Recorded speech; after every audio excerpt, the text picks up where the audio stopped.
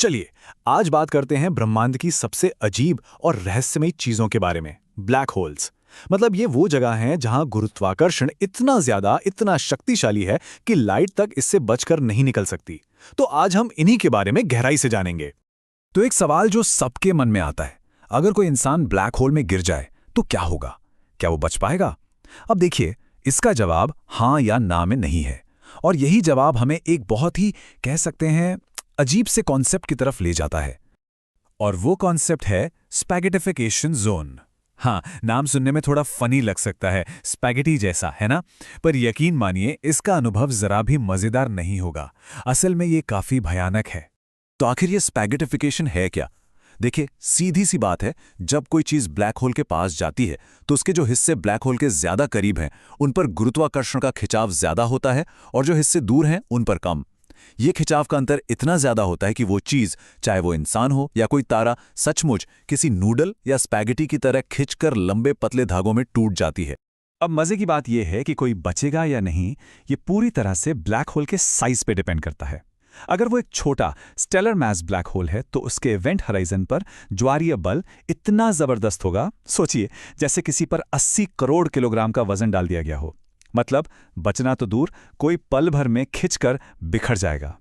लेकिन अगर वो एक सुपर मैसिव ब्लैक होल है तो उसके इवेंट हराइजन पर यह बल सिर्फ 80 ग्राम के बराबर होता है। जी हां, सिर्फ 80 ग्राम। इसका मतलब कोई इवेंट हराइजन को बिना किसी नुकसान के पार कर सकता है। हालांकि अंदर जाने के बाद उसका क्या होगा वो एक अलग कहानी।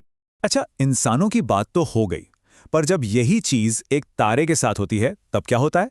मतलब एक कॉस्मिक स्केल पर जब एक विशाल तारा भटकते हुए एक सुपर मैसिव ब्लैक होल के बहुत ज्यादा करीब चला जाता है तो जो नजारा होता है वो वाकई देखने लायक होता है। इस घटना को कहते हैं टाइडल डिसरप्शन इवेंट या शॉर्ट में टीडीई। तो होता यह है कि जैसे जैसे तारा पास आता है, ब्लैक होल की ग्रेविटी उसे खींचने लगती है। पहले तारे का आकार बिगड़ता है, वो खिंचने लगता है और फिर एक पॉइंट पर आकर तारा पूरी तरह से टूटकर बिखर जाता है। उसका जो मलबा होता है वो ब्लैक होल के चारों तरफ एक डिस्क बना लेता है और इतनी जोर से चमकता है कि कभी-कभी तो वो अपनी पूरी गैलेक्सी से भी ज्यादा चमकदार हो जाता है। लेकिन कहानी में एक ट्विस्ट है। हमेशा ऐसा नहीं होता कि तारा पूरी तरह खत्म हो जाए। हाल ही में एस्ट्रोनॉमर्स ने कुछ ऐसा देखा जो इससे पहले कभी नहीं देखा गया था। एक घटना है जिसका नाम है AT2022 DBL। उसमें एक तारा ब्लैक होल के पास गया, वो थोड़ा बहुत खिंचा भी, मतलब आंशिक रूप से स्पैगेटिफाई हुआ, लेकिन वो बच निकला। और सिर्फ बचा ही नहीं बल्कि बाद में दूसरे राउंड के लिए वापस भी आया। ये पहली बार है जब ऐसी कोई घटना कंफर्म हुई है। तो ब्लैक होल्स सिर्फ चीजों को निगलते या तोड़ते ही नहीं हैं, वो इससे कहीं ज्यादा करते हैं। वो असल में स्पेस और टाइम के ताने बाने को ही मरोड़ देते हैं। चलिए अब जरा इस पर बात करते हैं कि कैसे ब्लैक होल्स हमारी रियलिटी को ही बेंड कर देते हैं। इस कॉन्सेप्ट को कहते हैं फ्रेम ड्रैगिंग। आइंस्टीन की जनरल रिलेटिविटी हमें बताती है कि कोई भी भारी चीज स्पेस टाइम को मोड़ती है ना? अब सोचिए, अगर वो भारी चीज घूम भी रही हो, जैसे कि एक ब्लैक होल, तो वो घूमते घूमते अपने साथ स्पेस टाइम को भी घसीटती है। बिल्कुल वैसे ही जैसे पानी में अगर कोई घूमता हुआ लट्टू डाल दें तो वो अपने चारों तरफ एक भंवर, एक व्हर्लपूल बना लेता है। ब्लैक होल स्पेस टाइम के साथ बिल्कुल यही करता है। और कमाल की बात यह है कि ये कोई नया आइडिया नहीं है। आइंस्टीन ने 1915 में ही इसकी भविष्यवाणी कर दी थी। फिर 1918 में दो और साइंटिस्ट, लेंज और थिरिंग, ने इसे और डिटेल में समझाया। लेकिन एक थ्योरी को सच साबित करने में 100 साल से भी ज्यादा लग गए। अभी हाल ही में एस्ट्रोनॉमर्स ने एक ब्लैक होल के चारों ओर एक तारे को अजीब तरह से डगमगाते हुए देखा। और ये इस बात का पहला पक्का सबूत है कि फ्रेम ड्रैगिंग सच में होती है। तो चलिए अब आते हैं आज के दौर में, जहां नई नई टेक्नोलॉजी की मदद से हम इन कॉस्मिक मॉन्स्टर्स को और करीब से देख पा रहे हैं। और हाल में जो कुछ नई खोजें हुई हैं वो तो सच में दिमाग घुमा देने वाली हैं। सबसे पहले हमारे सबसे करीबी ब्लैक होल से मिलिए। इसका नाम है गया BH1। ये हमसे सिर्फ 1560 लाइट ईयर्स दूर हैं। अब सुनने में ये बहुत ज्यादा लगता है, पर ब्रह्मांड के हिसाब से देखें तो ये हमारे बिल्कुल पड़ोस में है। और ये हमें याद दिलाता है कि ये रहस्य हमसे कितने करीब हैं। पर कहानी यहां खत्म नहीं होती, जरा ये सुनिए। एस्ट्रोनॉमर्स ने हाल ही में एक भगोड़े सुपरमैसिव ब्लैक होल को खोजा है। हाँ, भगोड़ा। ये अपनी गैलेक्सी से बाहर निकलकर भाग रहा है और इसकी स्पीड जानते हैं कितनी है?